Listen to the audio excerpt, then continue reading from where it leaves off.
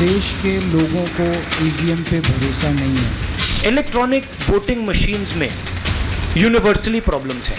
दुनिया में जहाँ जहाँ मशीनें चली हैं वहाँ मशीनें बंद हुई, बाद में बैलेट चला।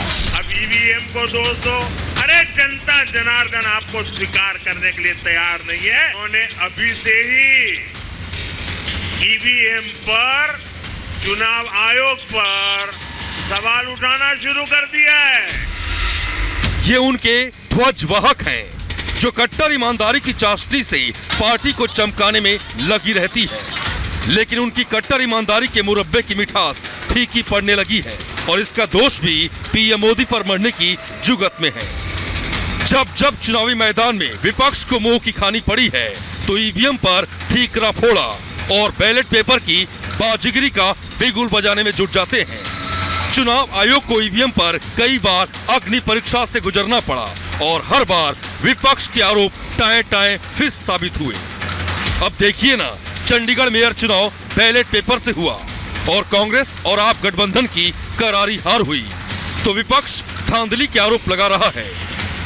मेयर का चुनाव था, लेकिन दुनिया की सबसे बड़ी पार्टी चंडीगढ़ के चुनाव में वोटों की चोरी करते हुए पकड़ी गई, रंगे हाथों पकड़ी गई। इन्होंने जो चुनाव के साथ खिलवाड़ करना शुरू किया है, अगर ये चंडीगढ़ जैसे छोटे से चुनाव में इतनी बड़ी गड़बड़ कर सकते हैं तो जाहिर है लोकसभा के और विधानसभा के चुनाव में तो पता नहीं कितनी बड़ी गड़बड़ करते हैं। विजय नायर जेल में, सत्येंद्र जैन जेल में, मनीष सिसोदिया जेल में, संजय सिंह जेल में, जहां पूरा का पूरा गैंग गया है, गैंग का सरदार भी वहीं जाएगा। केजरीवाल न्याय से बच नहीं सकते हैं, कितना भी ईडी के संबंध से बच ले, अंत में उन्हें जाना पड़ेगा और जेल ही उनकी गति है।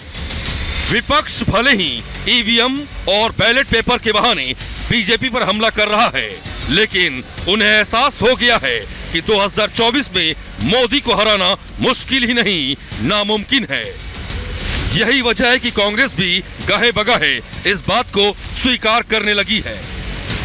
आपका इतना बहुमत है, अब तो पहले 330 334 की, अपने तो 400 पार हो रहा है। কংগ্রেস তুমি তো একা পারবে না, তুমি 40টা সিট পাবে কিনা আমরা জানি না। विपक्ष मोदी विरोध में भस्मासुर बन गया है। पहले इंडी गठबंधन बिखरा और अब विपक्ष अपने ही घटक दलों पर सवाल खड़े कर रहा है। ऐसे में सवाल ये कि क्या विपक्ष लोकसभा चुनाव में मोदी की जीत को लेकर आश्वस्त है, इसलिए ईवीएम और बैलेट पेपर को लेकर भ्रम फैला रहा है। सवाल ये कि क्या विपक्ष समझ चुका है कि गठबंधन संभव नहीं है, इसलिए घटक दल एक दूसरे पर कीचड़ उछाल रहे हैं। और सबसे बड़ा सवाल ये कि 2024 के चुनाव में विपक्ष को भ्रष्टाचार के दाग महंगे पड़ने वाले हैं।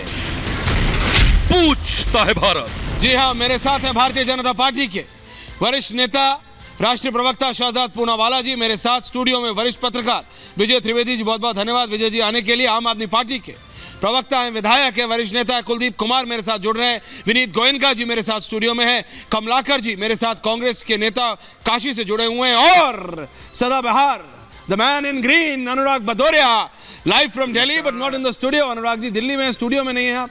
आपके प्रिय मित्र शहजाद जी बैठे। जैसे ही मैंने बोला अनुराग जी, शहजाद जी मुस्कुराने लगते हैं। आपकी एब्सेंस खल रही है स्टूडियो में। अनुराग भदौरिया, मैं आऊंगा आपके पास, परेशान नहीं, but first Shahzad and Kuldeep Kumar. Kuldeep ji, आज आपने बिल्कुल आंदोलन कर दिया है, आपके सारे नेता उतर आए, लेकिन उससे पहले बीजेपी आ गई। आपको आंदोलन में भी बीजेपी मात दे रही है। आपके आंदोलन से पहले बीजेपी ने आंदोलन कर दिया। ये आंदोलन से है क्या? क्या आपको डर है क्या? केजरीवाल जी ईडी को, मतलब ईडी से why is he not helping, cooperate क्यों नहीं कर रहे, जा क्यों नहीं रहे? ईडी समन्स बुलाती देती है, मुख्यमंत्री जी जाते क्यों नहीं? जी कुलदीप कुमार जी। देखिए, जब भी देश के अंदर लोकतंत्र का, जनतंत्र का माहौल बनाया जाता है तो निश्चित रूप से किसी न किसी को सड़क पे आना पड़ता है, जनता की अदालत में आना पड़ता है। और उसी को लेकर जो चंडीगढ़ के अंदर मेयर का चुनाव हुआ, जिसमें आपने कहा कि ईवीएम से भी भाजपा जीत गई, ईवीएम से भी मोदी जीत गए, आपने कैसे कह दिया वो जीत गए? आप बताइए, 20 वोट थे इंडिया गठबंधन के पास और उनके पास 16 वोट थे। 20 वोट पड़े इंडिया गठबंधन को, 16 वोट पड़े बीजेपी को। कौन जीता? इंडिया गठबंधन जीता। उसके बाद क्या हुआ? उसके बाद ये हुआ कि बीजेपी ने इंडिया गठबंधन के 8 वोटों को कैंसिल कराकर जबरन अपना मेयर बना दिया। तो इसको जीतनी कहते हैं। अच्छा। इसको सिस्टम का दुरुपयोग करना, तानाशाही करना, और जो वीडियो सामने आई है जिस प्रकार से वहां पर उस वोट्स को रिजेक्ट किया जा रहा है पेन के माध्यम से, देश के सामने है और इनकी पोल खुल गई है, चोरी पकड़ी गई है। इसलिए इन्होंने आज जब हमने ये प्रोटेस्ट करना था तो हमारे कार्यकर्ताओं को डिटेन किया, हमारे एमएलए को डिटेन किया, दिल्ली के लोगों को वहां तक नहीं पहुंचने दिया, अपनी सारी बैरिकेडिंग करी, और उसके बावजूद भी हजारों लोग वहां पर पहुंचे क्योंकि वो सब लोग इस देश के लोकतंत्र को बचाना चाहते हैं, इस देश के संविधान को बचाना चाहते हैं। अगर ईवीएम से होता है, नहीं मैं आप ही से सवाल कर रहा हूं, उसके बाद शहजाद जवाब करेंगे।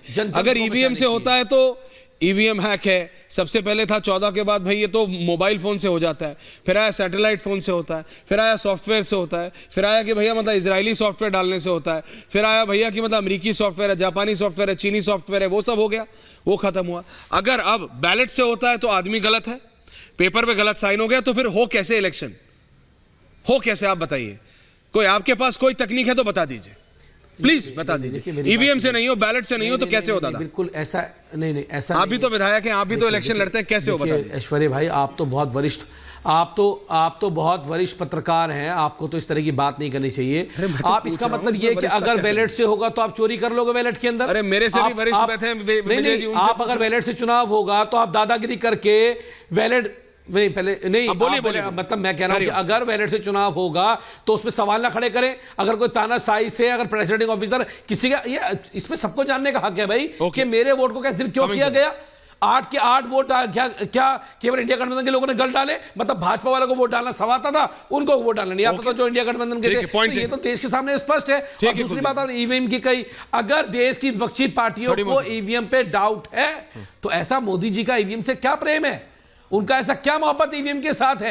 उनको तो वो तो बड़ी स्पष्टता की बात करते हैं। उनको तो ये इलेक्शन कमीशन को भी करना चाहिए कि अगर किसी को भी उनकी प्रणाली पर कोई भी डाउट है तो किया तो था, आप भूल गए। इलेक्शन कमीशन करे, उसका ये कर्तव्य बनता है उनको ये करना। क्या किया है? वो तो टाइम तक नहीं देते मिलने के लिए इलेक्शन कमीशन ऑफ इंडिया वाले, उनको मिलना चाहिए। ओके, अभी ओपनिंग कमेंट्स है कुलदीप जी, आपने अपना पॉइंट रखा, अब मैं काउंटर ले रहा हूं बीजेपी का। ओके कुलदीप जी, मिलना चाहिए। कुलदीप जी पहले आपने रखा, अब शहजाद अपना व्यू रख रहे हैं। हाँ शहजाद। देखिए, सबसे अनुराग जी आ रहा हूँ, विजय जी आ रहा हूँ। इनके पूरे गठबंधन का एक नारा बन चुका है क्या? कि भ्रष्टाचार मेरा शिष्टाचार, मैं करूंगा अकूट भ्रष्टाचार, कोई पकड़ेगा तो चिल्लाऊंगा अत्याचार और खेलूंगा विक्टिम कार्ड। और ABCD मॉडल है, ये वर्णमाला है भ्रष्टाचार की। A फॉर अटैक ED, ये कौन किया? शाहजहां TMC से। B फॉर भाग जाओ, ये कौन किया? हेमंत सोरेन, अब 5 दिन की रिमांड मिली है। C फॉर छुप जाओ, केजरीवाल जी। और D फॉर डाइवर्ट करो, ये भी केजरीवाल जी। और ड्रामा और धरना भी। और वैसे ये धरना क्या है? ये भ्रष्टाचार का शक्ति प्रदर्शन है।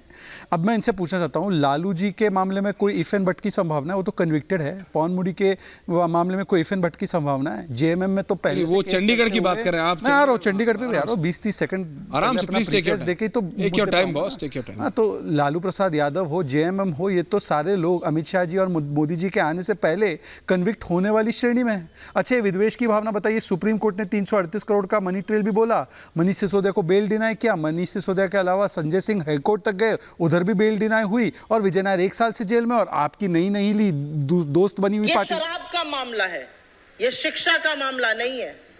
शराब की बात हो रही है, शिक्षा पर छुपने का काम मत कीजिए। ये तो सुप्रिया श्रीनेत स्वयं बोल रही है, इसलिए तो कांग्रेस पार्टी आती नहीं है, बात करती नहीं है डिबेट्स में। अब आते हैं कि ईवीएम पर। देखिए, अब पता है क्या है कि मेंटल इम्बैलेंस होता है तो अलग अलग स्टेजेस होते हैं कि भाई थोड़ा है या पूरा है या कंप्लीटली गॉन। तो इसी प्रकार से अब ये कुछ अलग अलग स्टेज भी है लोकतंत्र के प्रति घृणा करने के।